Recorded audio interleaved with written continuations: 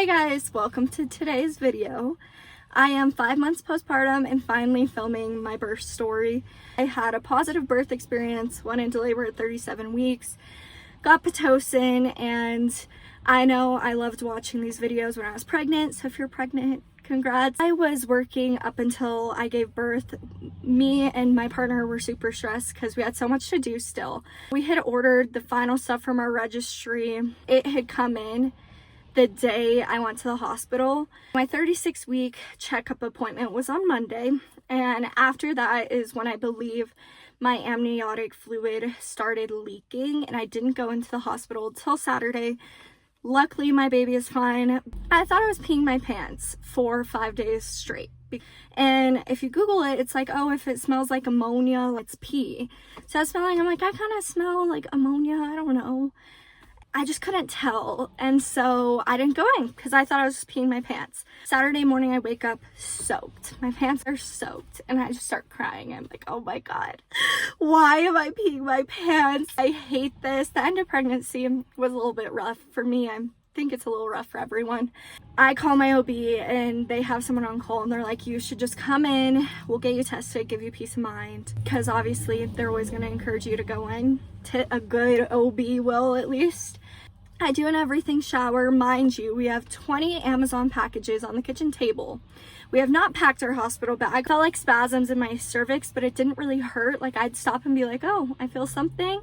So I go to the hospital and they do a cervical check and test the amniotic fluid, or the fluid. My amniotic fluid did break, so my water was broken, and I was 3 centimeters dilated. So I was in active labor. Since my amniotic fluid had been broken for 5 to 6 days, they wanted me to stay at the hospital because there were precautions I were taking to prevent infection. I didn't have any infections, luckily, but if I could go back, I would have gone to the hospital sooner. Going to labor and delivery, they get me a room, and this is around like 11, maybe 12 p.m.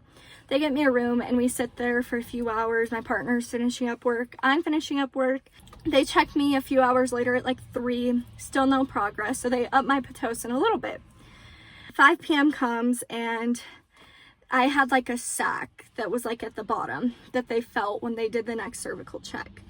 And so the nurse ups my Pitocin and the OB, she broke the sac, and that's when things sped up. So my partner's about to leave. He gets me Chick-fil-A before they up my Pitocin. You can't really eat to go into like active labor, I think is what it's called. So he got me Chick-fil-A, we ate, and then he was gonna go to the house and get the rest of the stuff. Well, since she broke that sac, I started going into labor. I was having contractions really long, really intense, and I was not getting the 5-minute break. I remember from the classes, they say every 5 minutes go to the hospital. I was waiting for a break. I was waiting for a 1-minute break, and it was like back to back to back. And I wanted to wait it out for that epidural because I know you can't walk once you get it, and I wanted to be able to walk and do the ball and do all that stuff. So I went through about an hour and a half of just straight back to back to back contractions. Finally, I'm like, I gotta get up. Have to go pee. I don't know. I have to go. Get me an epidural. Thankfully, they did the shift change right when I asked for my epidural. So I just had to wait for the new nurse. She ended up coming in the room and she was with me the rest of the night. It was amazing. I'm in the bathroom. There's blood, all this stuff. I won't go into too much detail. And I black out. I don't pass out, but I black out. I don't know how much time went by when I was in there. Multiple people asked me if I was okay. I wasn't crying, but I was extremely nauseous, which is why they don't want you to eat right before.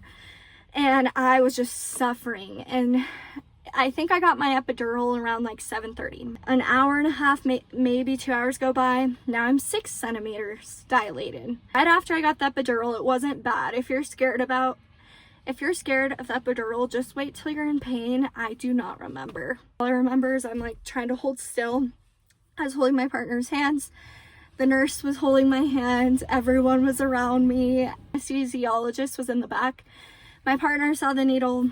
I didn't see anything. I didn't feel anything. I just felt relief to be getting some sort of pain relief. And I think it took about 20 minutes to get that epidural, but once you know it's coming, you calm down because you know the pain is going to stop. Well, then the monitors for the baby's heart rate kept moving, and so they were gonna do like one of the internal ones. When the nurse went, or the doctor went to put it in, she's like, oh my God, you're 9 centimeters dilated. You're gonna have to push. So I went from 3 to 9 in a few hours, and majority of it was without an epidural. But getting the epidural was nice because I could finally relax. I got the peanut ball, I put it under me. My nurse was amazing. My cousin and my partner were in the room. We were talking, then it was like 9 p.m. and she's like, okay, are you ready to push? I pushed for an hour and a half. I will say, like, all the stuff I said I wouldn't do, I ended up doing. I said I would never get the mirror. I got the mirror. Figuring out how to push for me was kind of hard. It was probably 11:40 something is when finally the baby was there. And that was the best feeling ever, like the relief. I see a lot of videos saying when they push on your stomach and all this stuff, it hurts. I was just so relieved that my baby was there, that when they did all this stuff after the stitching, I got like 1 or 2 stitches. They delivered the placenta, pushed on my stomach, and I forget what else they did, but they do all this stuff. I didn't feel a thing. I was just holding my baby relieved. They went skin to skin the first hour, so I think we were there just an hour enjoying her. My cousin was like crying. It was an awesome experience. And then they make you go pee before you leave. That was probably the worst part after. My sister came with a friend I never met. Imagine, you just give birth covered in blood, and your sister decides that's the time to introduce a friend to you. You know, that's just how siblings are. So she came, she said hi for a bit. She's like, oh my God, she's so small. And they switch you to the room. Biggest advice, I didn't hear this from a single video. Babies are super sleepy right after they give birth. You have all this adrenaline and stuff I get. I would say nobody can come until maybe 3 p.m. So I gave birth at 11, right? So 3 p.m. If you gave birth at 3 a.m., 6 p.m., whatever it is, but the baby sleeps the first 24 hours. And I would take the first time to catch up and sleep, love your baby, and they just sleep. It's lovely. Take advantage of the nurses. I thought I wasn't gonna let the baby leave the room. I let the baby leave the room. So anyway, that's basically my birth story. I'll do a different video on postpartum, the 48 hours in the hospital and all the other stuff I have to talk about. But I hope you liked the video. Thank you so much for watching, and if you have anything you'd like to share in the comments, please do.